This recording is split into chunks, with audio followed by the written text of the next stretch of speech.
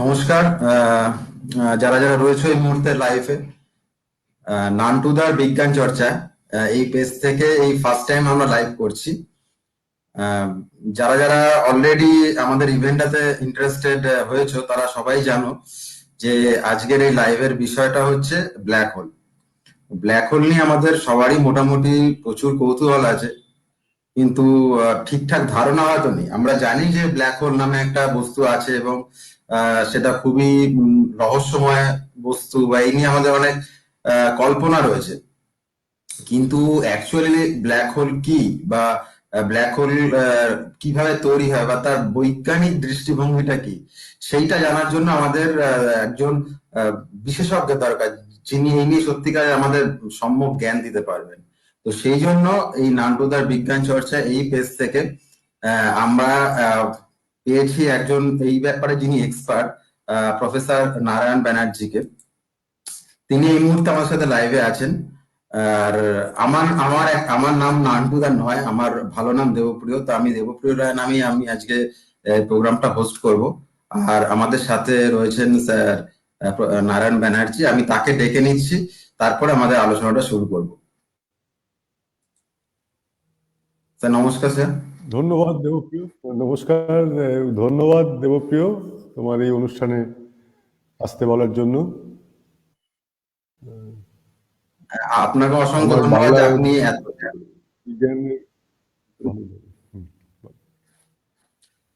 আপনাকে ধন্যবাদ স্যার, আপনি এই ব্যস্ত সময়ের মধ্যে থেকে যে আমাদের এই টাইমটা দিয়েছেন, এটার জন্য আপনাকে অসংখ্য ধন্যবাদ স্যার। আচ্ছা স্যার, আমরা তাহলে শুরু করি আলোচনা। অলরেডি অনেকে দেখছে লাইভটা, আমরা শুরু করে দিই আমাদের মূল আলোচনা। স্যার, প্রথমেই আমি আপনাকে যেটা জিজ্ঞাসা করব আমার তরফ থেকে, সেটা হচ্ছে যে ব্ল্যাক হোল নামটা তো আমরা সবাই জানি, পড়েছি, এবং ছোটবেলা থেকে এখন অনেকেই আমরা জানি ব্ল্যাক হোল কি। কিন্তু আসলে কি ব্ল্যাক হোল, মানে নামটার পিছনে কি মাহাত্ম্য আছে, কেনই বা ব্ল্যাক হোল বলছি আমরা, এই থেকে যদি আপনি একটু আলোচনাটা শুরু করেন। আচ্ছা, তো ব্ল্যাক হোল জিনিসটা হলো, ধরা যাক একটা তারা, সেটা যদি তার জীবনটা ফুরিয়ে যায়, তার মানে আমরা তো জানি যে তারা থেকে আমরা শক্তি পাই। যেমন সূর্য একটা তারা, সেখান থেকে আমরা নানা রকমের আমরা শক্তি পাই। সেই শক্তির উৎসটা হচ্ছে তার ভেতরে কিছু নিউক্লিয়ার রিয়াকশনস হয়। সেইগুলো ফুরিয়ে গেলে পরে তারাটা তখন আর শক্তি দিতে পারে না। এবং নিউক্লিয়ার রিয়াকশনগুলো আরেকটা বড় দিক হচ্ছে যে এই তারাটার মধ্যে তো কিছু বস্তু আছে। সেই বস্তু আমরা জানি যে মাধ্যাকর্ষণের জন্য বস্তু সবসময় পরস্পরকে আকর্ষণ করে। এই নিজেদের মধ্যে আকর্ষণের জন্য তারাটা সংকুচিত হয়ে পড়ার কথা, কন্ট্রাক্ট করার কথা, কিন্তু সেটা তা করে না। তার কারণ ওই নিউক্লিয়ার রিয়াকশনটা যখন চলে, তখন ওই তারাটার মধ্যে একটা প্রেশারের জন্ম হয়, বাইরের দিকের প্রেশার। এই প্রেশারটা ওই যে মাধ্যাকর্ষণজনিত যে আকর্ষণ বল, যার জন্য ওটা সংকুচিত হয়ে পড়ার চেষ্টা করছে, সেটাকে আটকে রাখে। তো এইভাবে চলে। কিন্তু যখন নিউক্লিয়ার রিয়াকশনটা ফুরিয়ে যায়, তারাটা যখন প্রকৃত অর্থে মারা যায়, মানে তখন সেটা তারা হিসেবে নেই, কারণ সে আর শক্তি দিতে পারছে না, তখন সেটা সংকুচিত হতে শুরু করে। এই যদি কোথাও তোমার মনে হয় যে একটু আমাকে থামিয়ে দিয়ে কিছু জিজ্ঞেস করতে হবে, নিশ্চয়ই সেটা জিজ্ঞেস করবে। তো এখন এই সংকুচিত হতে হতে একটা সময় আসে যে এরকম একটা সম্ভাবনা আছে যে পুরো বস্তুটা একটা বিন্দুর মধ্যে চলে আসে। সেটাতে আমরা আবার পরে আসবো, কিন্তু সেটা হওয়ার আগে যেটা হয়, একটা সারফেস, একটা তল তৈরি হয়, যেটাকে বলে ইভেন্ট হরাইজন, যেটা নাকি আসলে একটা ওয়ান ওয়ে মেমব্রেন, মানে সেখান থেকে খালি একদিকেই সিগন্যাল যেতে পারে। তো বাইরে থেকে যদি ভেতরে কেউ ঢোকে তাহলে সে ভেতরেই ঢুকতে থাকবে আর বাইরে বেরোতে পারবে না। কেউ মানে সেটা তুমি, আমি, ইলেকট্রন, প্রোটন, এমনকি আলো হতে পারে। তো সে যদি ভেতরে ঢুকে পড়ে তাহলে আর সে বাইরে বেরোতে পারবে না। তাহলে তার আকর্ষণজনিত বলের জন্য, মাধ্যাকর্ষণের যে আকর্ষণ, গ্র্যাভিটেশনাল যে পুল, তার জন্য সমস্ত জিনিসপত্রগুলোকে সে ভেতরের দিকে টেনে নেয় এবং তখন সেখান থেকে আর কেউ বেরোতে পারে না ইভেন্ট হরাইজনটা থাকার ফলে। তার কিছু শর্ত আছে, সেগুলো পরে আমরা আলোচনা করব। তো এখন যদি কিছু বেরোতে না পারে তাহলে তাকে আমরা আর বাইরে থেকে দেখতে পাবো না। এইটাকে আমরা ব্ল্যাক হোল বলি, কারণ সেটা বাইরে থেকে সেটা দেখতে পাওয়া যাচ্ছে না, সেখান থেকে কোনো শক্তি আমাদের কাছে এসে উপস্থিত হচ্ছে না। এইটা হচ্ছে ব্ল্যাক হোল। ধন্যবাদ স্যার, সুন্দর করে বুঝিয়ে দেওয়ার জন্য। আহ, স্যার, এখানে একটা প্রশ্ন জিজ্ঞেস করার আছে যে আমি যতটুকু জানি যে এই ব্ল্যাক হোল সৃষ্টির পিছনে যে তত্ত্ব যেটা কাজ করছে, বৈজ্ঞানিক তত্ত্ব, সেটা জেনারেল থিওরি অফ রিলেটিভিটি, মানে এই তত্ত্বের মাধ্যমে এই একদম মানে তাই। আমরা করতে পারি। ওই এই থিওরি অফ রিলেটিভিটিটা যদি আপনি একটু সংক্ষেপে বুঝিয়ে দেন। হ্যাঁ, আমি সেইটা থেকেই শুরু করি, তারপর আবার আমরা ব্ল্যাক হোলে পরে ফিরে আসবো। তো হ্যাঁ। এখন এই জেনারেল রিলেটিভিটিটা হচ্ছে আসলে মাধ্যাকর্ষণের একটা তত্ত্ব। এটা 1915 সালে আইনস্টাইন দিয়েছিলেন। সেটা হচ্ছে, এই তত্ত্বের মৌলিক কথাটা হচ্ছে, যখন আমরা মাধ্যাকর্ষণের কথা বলবো, গ্র্যাভিটির কথা বলবো, গ্র্যাভিটেশনের কথা বলবো, তখন আমরা কোনো ফোর্সের কথা বলবো না। গ্র্যাভিটেশনের জন্য কোনো ফোর্সের কথা বলার কোনো প্রয়োজন নেই। গ্র্যাভিটেশন জিনিসটা আসলে একটা জ্যামিতির মধ্যে প্রকাশিত হবে, জ্যামিতির মাধ্যমে প্রকাশিত হবে। আমি একটু সহজ করে বলি। ধরা যাক একটা টান টান করা রাবারের শিট আমরা নিলাম, তার মাঝখানে যদি একটা খুব ভারী একটা লোহার বল আমরা ফেলে দিই, তাহলে রাবারের শিটটা মাঝখান থেকে একটু ভেতর দিকে ঢুকে যাবে। এবার তার যে কোনো দিকে যদি একটা মার্বেল আমি রেখে দিই, ছোট ওই মার্বেল গোল, তাহলে সেটা তো গড়িয়ে ওই গর্তটার দিকেই চলে যাবে। তাহলে এখানে বল আছে কি নেই সেইটা আমার জানার দরকার নেই, মানে ওর জ্যামিতিটাই এমন যে ওর যে ট্র্যাজেক্টরিটা, ও কোন গতিপথ দিয়ে যাবে সেটা নির্ধারিত হয়ে গেছে ওই জ্যামিতির দ্বারা। ওই রাবার শিটটাকে আমরা জ্যামিতি বলবো। আসলে আইনস্টাইনের ইচ্ছে ছিল একটু অন্য, মানে অন্যভাবে উনি শুরু করেছিলেন। সেটা হচ্ছে 1905 সালে Einstein special theory of relativity দেন।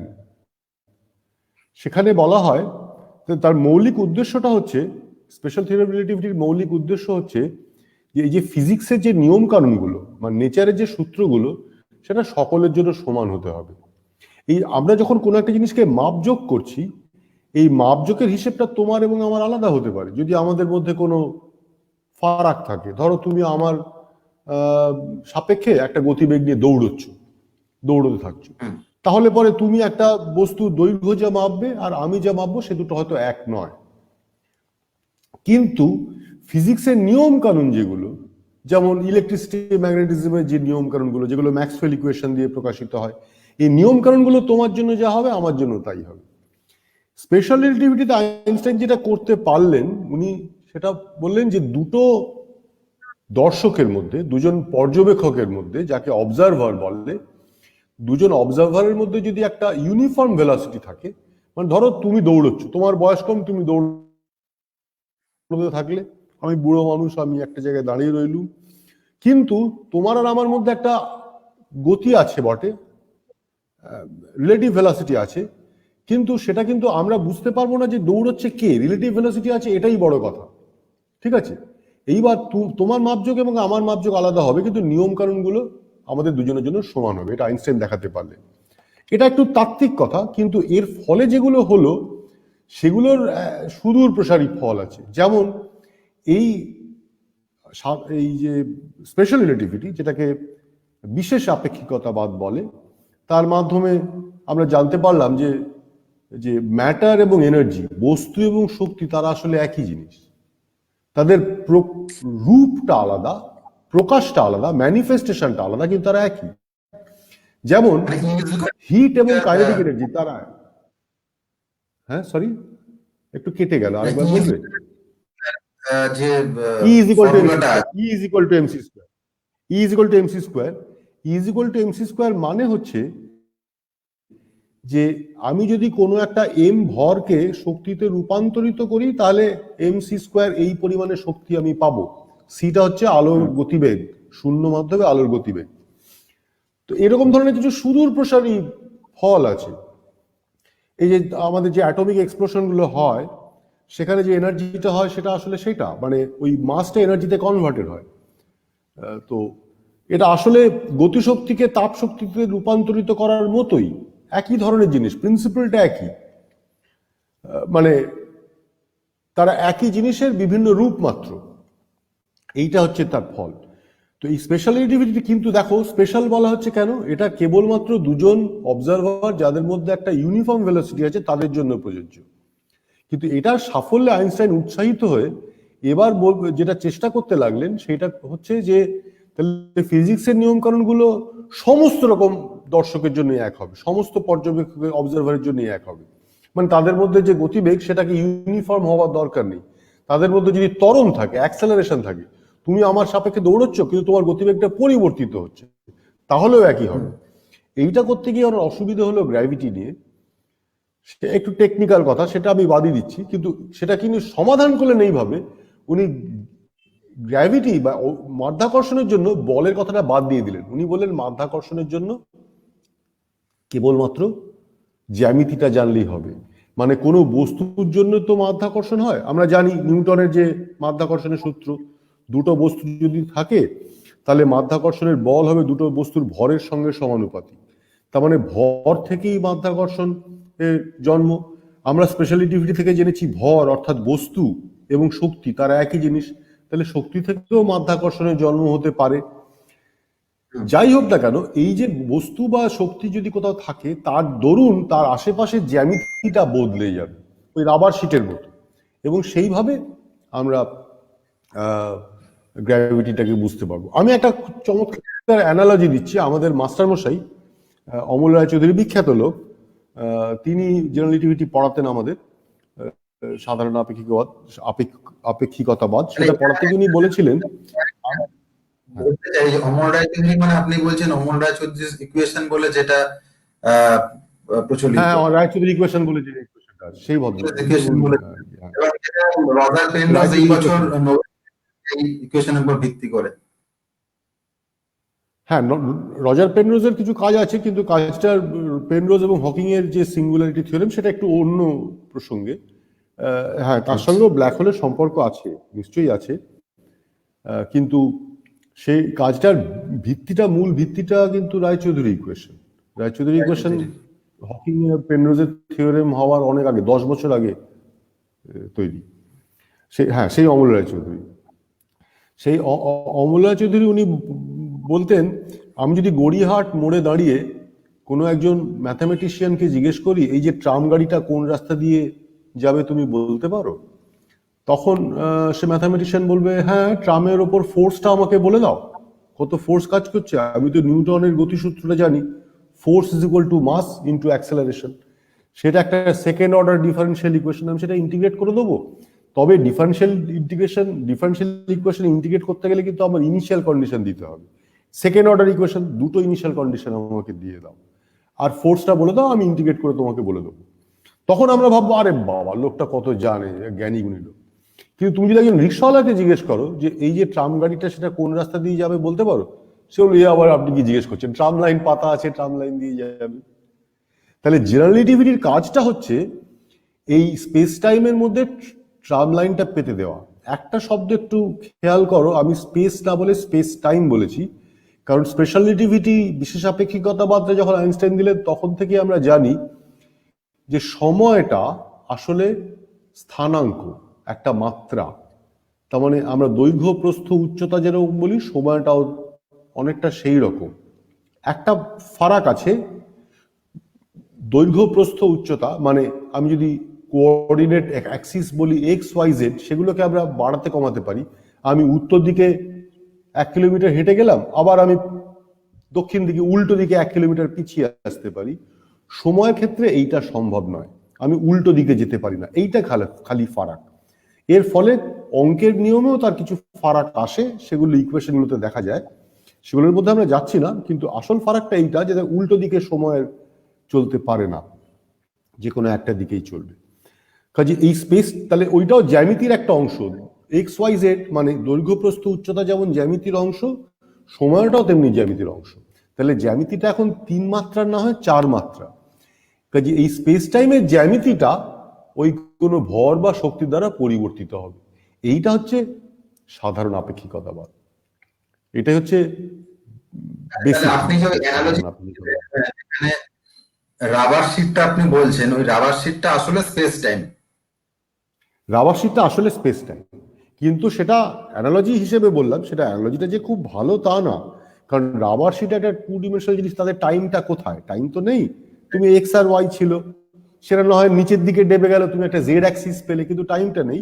কিন্তু জ্যামিতি তো, এটাও আসলে জ্যামিতি, স্পেস টাইমটাও আসলে জ্যামিতি। সেই জন্যই উদাহরণটা আমি দিলাম, অ্যানালজিটা বললাম আর কি।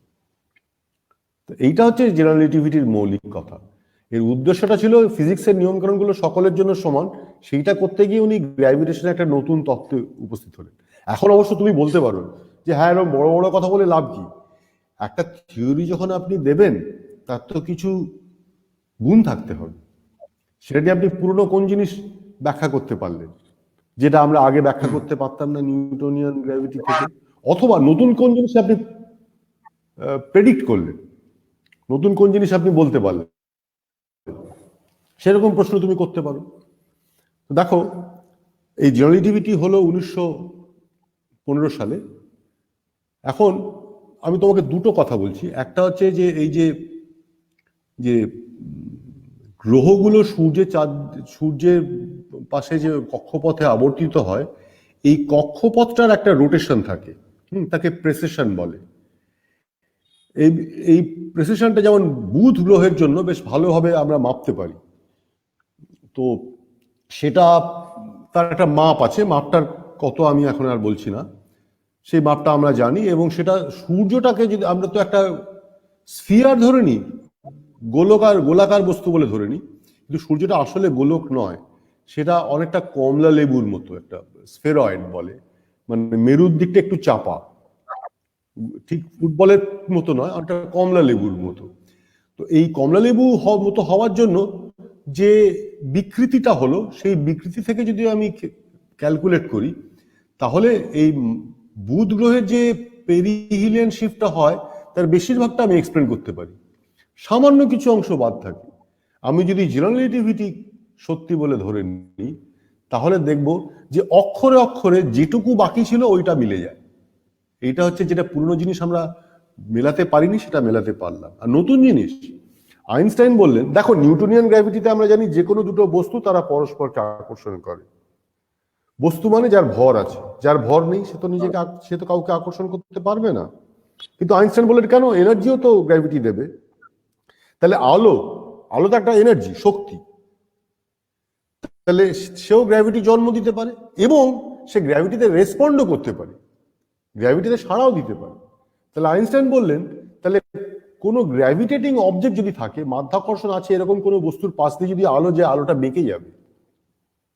যেমন সূর্যের পাশ থেকে, তারা থেকে, দূরের তারা থেকে যে আলোগুলো আসছে, সূর্যের পাশ দিয়ে আসবার সময় সেটা বেঁকে যাবে। তুমি বুঝবে কি করে বেঁকলো? দেখো, সূর্য যখন আমরা দেখি, তখন তো তার পেছনে যে তারাগুলো আছে সেগুলো আমরা দেখতে পাই না, কোনো তারাই দেখতে পাই না। উপায়টা কি? রাত্রিবেলা যখন তারাগুলো দেখতে পাই, তখন সূর্য থাকে না।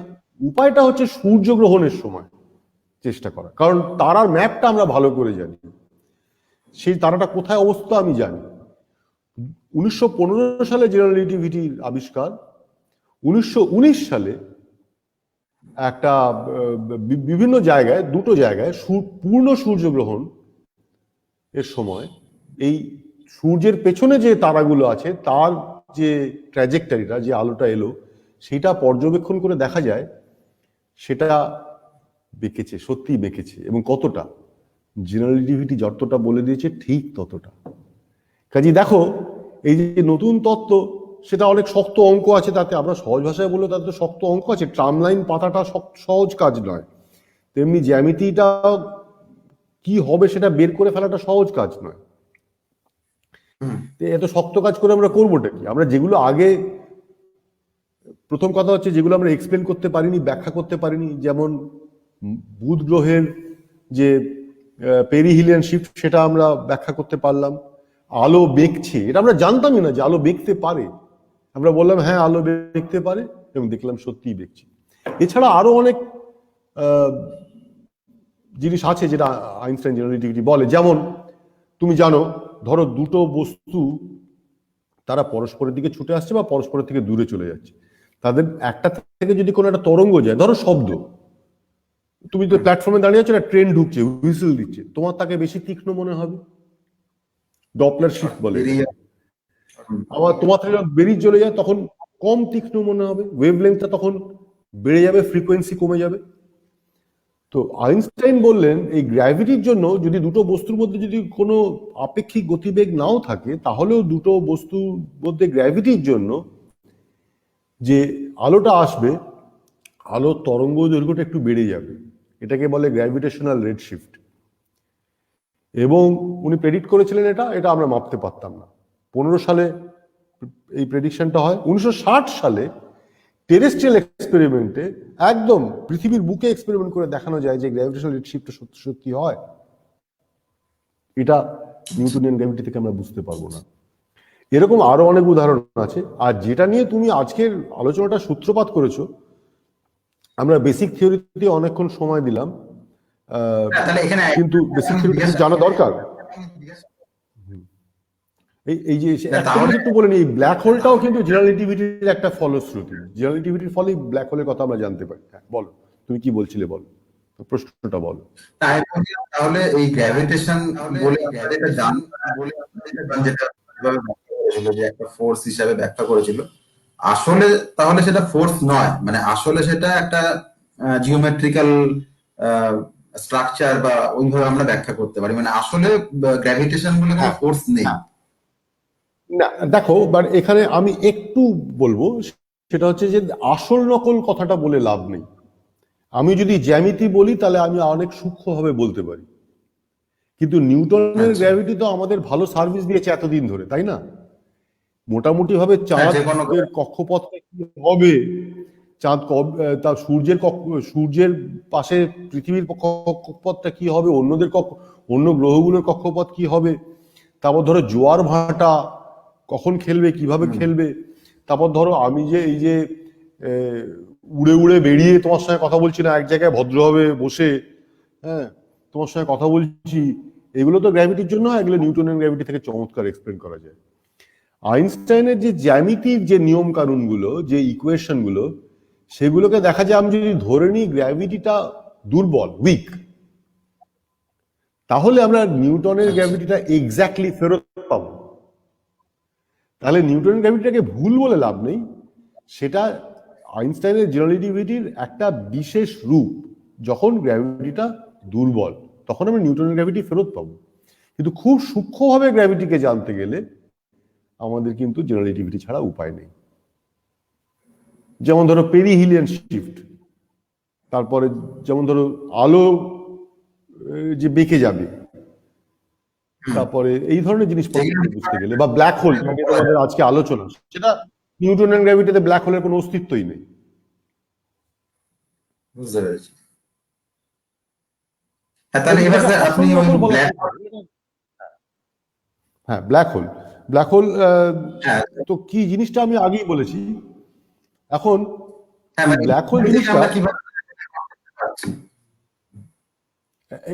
একটু কেটে গেল আওয়াজটা, আরেকবার বলবে তোমার প্রশ্নটা কি? হ্যাঁ, ওই যে জেনারেল রিলেটিভিটি থেকে আপনি যে বললেন আমরা ব্ল্যাক হোলের একটা কনসেপ্ট পেলাম, সেইটা আমরা কিভাবে এলাম, যে আমরা তাকে জানতাম না ব্ল্যাক হোল বলে কিছু থাকতে পারে। সহজভাবে, ঠিক ঠিক ঠিক ঠিক, আমি এটা একটু সহজভাবে বলবার চেষ্টা করছি, খুবই সহজভাবে। 1915 সালে জেনারেল রিলেটিভিটির উদ্ভব, তাহলে সেটা তো একটা গ্র্যাভিটি দেবে, গ্র্যাভিটি থেকে আমরা তো যে গ্রহগুলোর যে কক্ষপথ সেগুলো বের করতে পারি। তার জন্য সূর্যের গ্র্যাভিটিটা আমার জানা আছে। তাহলে সূর্য বা একটা গোলকের জন্য গ্র্যাভিটির জন্য জ্যামিতিটা কিরকম হবে সেটা আইনস্টাইনের যে সমীকরণ সেটাকে সমাধান করে আমাদের বার করতে হবে। সেটা করেছিলেন কার্ল শোয়ারশাইল্ড 1915 সালে। সেই সমাধান থেকে দেখা যায় একটা অদ্ভুত জিনিস। সেইটা হচ্ছে, ধরা যাক একটা গোলক আছে, ঠিক আছে? এই গোলকের ভরটা যদি একটা নির্দিষ্ট ব্যাসের মধ্যে সম্পূর্ণটা ঢুকে পড়তে পারে, ঠিক আছে, কনফাইন্ড থাকতে পারে, তাহলে পরে দেখা যায় যে যখন বাইরে থেকে একটা পার্টিকেল যাচ্ছে তখন একটা সারফেস, সেই সারফেসটা একটা নির্দিষ্ট মাপ আছে। আমি আর অঙ্কগুলো বলছি না। যদি একটা তার নির্দিষ্ট মাপ আছে, সেটা ওই গোলকটার যেটা গ্র্যাভিটেশনের জন্ম দিচ্ছে তার ভরের সঙ্গে সমানুপাতিক। দিয়ে এই সারফেসটা যদি, এই ব্যাসার্ধটা যদি একটা পার্টিকেল ক্রস করে, এটা আমি কিন্তু একটু সহজভাবে বলছি, এটা টেকনিক্যালি বলছি না, তাহলে ঢুকবার সময় কি হচ্ছে, তার রেডিয়াল ডিস্টেন্সটা, মানে তার যে দূরত্বটা, সেটা কেন্দ্র থেকে কমে যাচ্ছে, ওই গোলের কেন্দ্র থেকে তার দূরত্বটা কমছে, ঠিক আছে? সে যখন ধরা যাক সূর্যের দিকে পড়ছে, সূর্য মানে একটা তারা বা যে কোনো একটা গোল তার দিকে পড়ছে, তখন তাহলে ওই কেন্দ্র থেকে তার দূরত্বটা কমছে। কমতে কমতে একটা সারফেস যেই সে ক্রস করে, ওই দূরত্বটা অদ্ভুতভাবে, ওই দূরত্বের যে কোঅর্ডিনেটটা, যে মাত্রাটা, সেটা ওই সারফেসের ভেতরে সময় হয়ে যায়। সময় হয়ে গেলে, হ্যাঁ, অদ্ভুত। কিন্তু সময় হয়ে গেলে সেটা তো আর উল্টো দিকে বাইরে যেটাকে আমি বলছি দূরত্ব, ওই সারফেসটার ভেতরে গেলে সেটা হয়ে যাবে সময়। কিন্তু ওটা যখন ভেতরে ঢুকছে তখন ওটার ভেতরে সময়টা তখন একটা ডিরেকশন আমি পেয়ে গেলাম কোন দিকে ঢুকছে। যেই সময়ের ডিরেকশনটা, অভিমুখটা নির্দিষ্ট হয়ে গেল, সময়টাকে আমি উল্টো দিকে ঘোরাতে পারবো না, সে আর ফেরত আসতে পারবে না। এই জন্য সেটা ওয়ান ওয়ে মুভমেন্ট। যদি সেটা বেরোতো তাহলে সেটা বেরিয়েই আসতো, কেউ আর ঢুকতে পারতো না। কারণ তার দূরত্ব এবং সময় তাদের মধ্যে একটা অদল বদল হয়। এইটা কিন্তু আমি একটু, এটা সবচেয়ে সহজ যে উদাহরণটা গোলের জন্য, যার শুধু ভর আছে, তার জন্য এটা প্রযোজ্য, যে কোনো ব্ল্যাক হোলের জন্য এটা প্রযোজ্য নয়। কাজে আমার এটা আমি একটা বোঝার জন্য বললাম। আসলে ব্ল্যাক হোলের যে সারফেস, তার টেকনিক্যাল নাম আছে, নামটা হচ্ছে নাল সারফেস। সেই সারফেসটা এমন, সেটা সত্যি সত্যি ওয়ান ওয়ে মেমব্রেন হিসেবে কাজ করে, তার ভেতরে কেউ আর ঢুকলে সে আর ফেরত আসতে পারে না। সেটা সাধারণভাবে বোঝার জন্য আমি বললাম। তার একটা কারণ হচ্ছে, এই খুব সহজ ক্ষেত্রে এটা প্রযোজ্য, সব ক্ষেত্রে প্রযোজ্য নয়, যে দূরত্ব এবং সময় তাদের মধ্যে একটা অদল বদল হয়। সময়টাকে আমি উল্টো দিকে ঘোরাতে পারি না, তাই সে আর ফেরত আসতে পারবে না। মানে আমি যদি সহজ করে বলি, মানে আমি যেটুকু বুঝলাম যে কোনো একটা মুহূর্ত গিয়ে আমি যেটাকে স্থান বলছি, মানে আমি যেটাকে চারিদিকে দেখতে পাচ্ছি, সেটা আসলে সময় হয়ে যাচ্ছে। মানে এটা খুবই একটা ফিলোসফিক্যাল। ওই সারফেসটার ভেতরে সেটা সময়, ওই সারফেসটার ভেতরে গেলে সেটা সময়, বাইরে সেটা স্থান। তখন স্থান থাকছে না, মানে মানে ওটাকে মানে ভাবাটাই, কল্পনা স্থান করাটাই থাকছে না, মানে স্থানটা তখন যেটাকে আমি সময় বলি ভেতরে, সেটা তখন আবার দূরত্ব, সেটা একটা স্থান। যেটাকে আমি সময় বলি, মানে ওই সারফেসটার ভেতরে সেটা দূরত্ব। স্থান এবং দূরত্ব তাদের মধ্যে একটা অদল বদল ঘটছে। আচ্ছা, মানে এটা কল্পনা, আমি একটু ভাবতেই মানে আমার একটু অসুবিধা হচ্ছে যে এটা ভাবা কিভাবে শক্ত। সম্ভব। এইটা আমরা বুঝবার চেষ্টা করি। যদি কেউ ঢোকে একবার ভেতরে, তাহলে সে বেরোতে পারবে না, কারণ বেরোতে গেলে তার কার্যকারণ সম্বন্ধটা হারিয়ে যাবে, কজাল এফেক্টটা বিঘ্নিত হবে। হ্যাঁ, কজালিটিটা বিঘ্নিত হবে।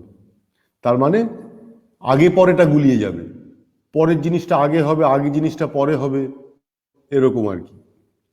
আচ্ছা, ধরো তুমি আমাকে ধাক্কা মারলে, আমি পড়ে গেলাম, তাহলে হ্যাঁ, তুমি ধাক্কা মারলে এটা তো কারণ, আমার পড়ে যাওয়াটা তার ফল। এখন এরকম হতে পারে আমি পড়ে গেলাম, তার তো একটা কারণ দরকার, তুমি ঘন্টা খানেক বাদে চা ফা খেয়ে এসে আমাকে একটা ধাক্কা দিয়ে দিলে, এটা তো চলবে না।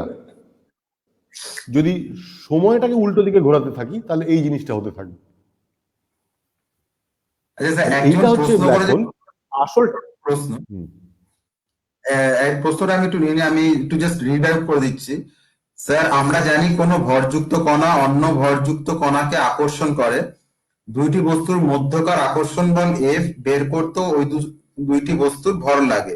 তাহলে স্যার, ব্ল্যাক হোলকে কেন আলোকে আকর্ষণ করে? আলোর তো ভর নেই। আবার স্যার, আলো যখন কণার ন্যায় কাজ করে তখন তাকে ফোটন বলে, কিন্তু স্যার আমি পড়েছি ফোটনও ভরহীন। তাহলে ব্ল্যাক হোলের ফোটনকে আকর্ষণ করার কথা না। আবার স্যার, আমি এমনও পড়েছি যে ফোটনের ভর নেই কিন্তু ভরবেগ পি আছে। এটা কিভাবে সম্ভব? আবার স্যার, আমি এটাও জানি মহাকর্ষ সব থেকে দুর্বল। তাহলে স্যার সব, তারপরে উনি আর কিছু লেখেননি। তো অনেকগুলো প্রশ্ন করেছেন। হ্যাঁ, আহ, অনেকগুলো প্রশ্ন আছে, কিন্তু প্রশ্নের মূলত দুটো ভাগ আছে। প্রথমটা হচ্ছে আমরা যেগুলো নিয়ে কথা বলছি তার সঙ্গে সরাসরি যুক্ত, সেটা আমি উত্তর দিচ্ছি ভালো করে। পরের পার্টটারও কিন্তু প্রাসঙ্গিক, সেটাও আমি একটু উত্তর দেওয়ার চেষ্টা করছি, কিন্তু প্রথমটা সরাসরি যুক্ত। হ্যাঁ, সেটা হচ্ছে হ্যাঁ, ফোটনের তো ভর নেই, তাহলে সে মাধ্যাকর্ষণে আকৃষ্ট হবে কেন? একদম ঠিক কথা। কিন্তু ওই যে রিলেটিভিটি আমরা গোড়াতেই বলেছি, এটা তো জ্যামিতিটাকে পাল্টে দেবে। এবং ভর এবং শক্তি, আলোটা তো, ফোটনটা তার ভর নেই কিন্তু শক্তি তো আছে। ভর এবং শক্তি তারা তো একই জিনিস, তাদের বহিঃপ্রকাশটা আলাদা মাত্র। এবং আইনস্টাইন রিলেটিভিটিতে দেখালেন, যেহেতু আমরা গ্র্যাভিটিতে বলের কথা বলবো না, জ্যামিতির কথা বলবো, তাহলে ওই জ্যামিতি সব কিছুকে, সে হলে গ্র্যাভিটিটা হচ্ছে ভীষণ ইউনিভার্সাল, সবারই জন্য প্রযোজ্য। সেটা এমনকি যার ভর নেই তার উপরও গ্র্যাভিটিটা কাজ করবে। তার প্রমাণ হচ্ছে যে আলোটা ঘুরে যাচ্ছে, তার কারণ জ্যামিতিটাই তো সেখানে অন্যরকম হয়ে গেছে। তবে যার ভর নেই এবং যার ভর আছে, ভরটা যতই হোক না কেন ভর আছে, শূন্য নয়, আর যার ভর শূন্য, এদের কিন্তু ট্র্যাজেক্টরি বা গতিপথগুলো একটু আলাদা। সেটা ক্যালকুলেট করা, সেটা মাপযোগ করার উপায় আছে, সেটা আমরা একদম অঙ্ক কষে বের করে দেবো। এইটা হচ্ছে ভর ছাড়া যে পার্টিকেল, যেমন ফোটন, তার ট্র্যাজেক্টরিটা কিরকম হবে। কিন্তু প্রশ্নটা প্রাসঙ্গিক। মৌলিক কথাটা হলো, ভর না থাকলে কি হবে? শক্তি তো আছে। এবং রিলেটিভিটিতে আমরা দেখেছি যে ভর এবং শক্তি সেটা একই জিনিসের বিভিন্ন বহিঃপ্রকাশ মাত্র। আর থ্যাংক পরেরটা ইউ হচ্ছে স্যার। যে ওর ভরবেগ আছে, সেটা একটু আমাদের আজকের আলোচনার সঙ্গে যে অতটা রিলেভেন্ট নয়। সেটা হচ্ছে যে, সেটা হচ্ছে যে আহ, যে তার মোমেন্টাম আছে, ভর নেই কিন্তু মোমেন্টাম আছে। এটা কি করে হলো? এটাও স্পেশাল রিলেটিভিটি থেকে পাওয়া যায়। সেটা হচ্ছে তার তো শক্তি আছে, এই শক্তির থেকে তার ভরবেগটা আসে। ই যদি একটা ফোটনের শক্তি হয় তাহলে E/c, এইটা হচ্ছে তার ভরবেগ। এইটা একদম হিসেব করে দেখানো যায়। শক্তি থাকলেই তার ভরবেগ থাকবে, মোমেন্টাম থাকলে তার জন্য তো প্রেসারও থাকবে। তাহলে কি ফোটনের প্রেসার আছে? আছে। পরীক্ষা করে দেখা যায় ফোটনের প্রেসার আছে। কোত্থেকে আসছে? ওর তো ভর নেই, তাহলে মোমেন্টাম এলো কোত্থেকে? শক্তি থেকে এসছে। এখানে আমি একটা জিনিস আমার মনে হয় যে আমরা যেটাকে মোমেন্টাম বলি ইংলিশে, বাংলা সেটাকে ভরবেগ বলি, কিন্তু আদৌ কি ভরবেগের সাথে হ্যাঁ, ভর ভরবেগ নামটা আসলে যুক্ত? খারাপ। হ্যাঁ, হ্যাঁ, হ্যাঁ, মানে ভর ভর হ্যাঁ, আসলে মোমেন্টাম তো ভরবেগ মোমেন্টাম মানে নামটা একটু খারাপ। হ্যাঁ, ভরবেগ ভরবেগটার নাম, নামটা যে, ভরবেগটাকে নাম হিসেবে ধরে নাও, নাম হিসেবে ধরে নেওয়াই ভালো। কারণ একটা নাম, আমার, নাম, আমার নাম যেমন নারায়ণ, তোমার নাম দেবপ্রিয়। হ্যাঁ, তোমাকে যে দেবতারা হ্যাঁ, খুব ভালোবাসেন তার মোটেই কোনো মানে নেই। আমার নাম নারায়ণ, আমি যে খুবই একটা নারায়ণ টাইপের লোক তারও কোনো মানে নেই। Proper noun. তেমনি ভরবেগটাকে একটা প্রপার নাউন হিসেবে ধরে নেওয়াই ভালো। হ্যাঁ, একদম। আচ্ছা, আরেকজন প্রশ্ন করেছে, অরিন্দম প্রামাণিক। আপনি যে ব্যাখ্যাটি দিলেন যে বিশেষ ক্ষেত্রে সময় এবং স্থানের মধ্যে একটা অদল বদল ঘটবে, সেটার জন্য কি এনট্রপি দায়ী? না, না, এন্ট্রপি দায়ী না, স্পেস টাইম জিওমেট্রিটা দায়ী। স্থানকালের যে জ্যামিতি সেইটা দায়ী। আচ্ছা স্যার, আমরা আবার ডিসকাশনে একটু ফিরে যাই স্যার। এইখানে আমি এই এই এই হ্যাঁ, ব্যাপারটা থেকে আমি ডিসকাশনে যে নামটা দিয়েছিলাম যে journey to a black hole, মানে আপনি যেখানে বলছেন যে ব্ল্যাক হোলের মধ্যে সময় এবং স্থান ইটসেলফ নিজেদের মধ্যে চেঞ্জ হয়ে যাচ্ছে, সেখানে যদি পেন আমি যাবে, সেটা মানে কিন্তু আমি আমি বারবার বলেছি এটা একটা সহজ এক্সপ্লেনেশন। আসল ডেফিনেশন হচ্ছে নাল সারফেস ওয়ান ওয়ে মেমব্রেন, একটা পার্টিকেল ঢুকলে আর বেরোতে পারবে না। তার কারণটা ধরে নাও এই যে ভেতরে আর বাইরের মধ্যে কোনো কার্যকারণ সম্পর্ক নেই, এইভাবে ধরে নেওয়াই ভালো। হ্যাঁ, তুমি তো আচ্ছা, বলো, তুমি তোমার প্রশ্নটা বলো। সেই জায়গা থেকে আমি আজকের যে ডিসকাশন মূল সেটা হচ্ছে যে হাইপোথেটিক্যালি যদি আমি ধরে নিই যে আমি বা কোনো একজন মানুষ, তাকে সামহাও ওই ব্ল্যাক হোলের সামনে নিয়ে যাওয়া হয়েছে এবং তাকে এমন ভাবে তাকে ইকুইপড করে দিয়েছে যে সে ব্ল্যাক হোলের মধ্যে ঢুকতে পারবে এবং সে বেঁচে থাকবে, মানে সে অ্যাটলিস্ট অভিজ্ঞতা নিতে পারবে ব্ল্যাক হোলের মধ্যে কি হচ্ছে। তো সেটা তো প্র্যাকটিক্যালি আমরা কখনো এখন অব্দি পারিনি, আমি জানি না ভবিষ্যতে হবে কিনা। কিন্তু ফিজিক্সের ধারণা থেকে আমরা একটা অঙ্ক কষে বা ফিজিক্সের যে তত্ত্ব আছে সেখান থেকে আমরা ধারণা করতে পারি যে একটা মানুষ কি অভিজ্ঞতা পেতে পারে যদি তাকে ফেলে দেওয়া হয় একটা ব্ল্যাক হোলের মধ্যে, তাহলে সে কি ফিল করবে বা সে কি দেখবে। আহ, সেইটাই মূল আলোচনার বিষয় ছিল যে journey to a black hole. আমি ব্ল্যাক হোলের মধ্যে থেকে এগিয়ে চলেছি এবং আমার চারিপাশে আমি কি কি রকম অনুভূতি হবে বা কি দেখবো।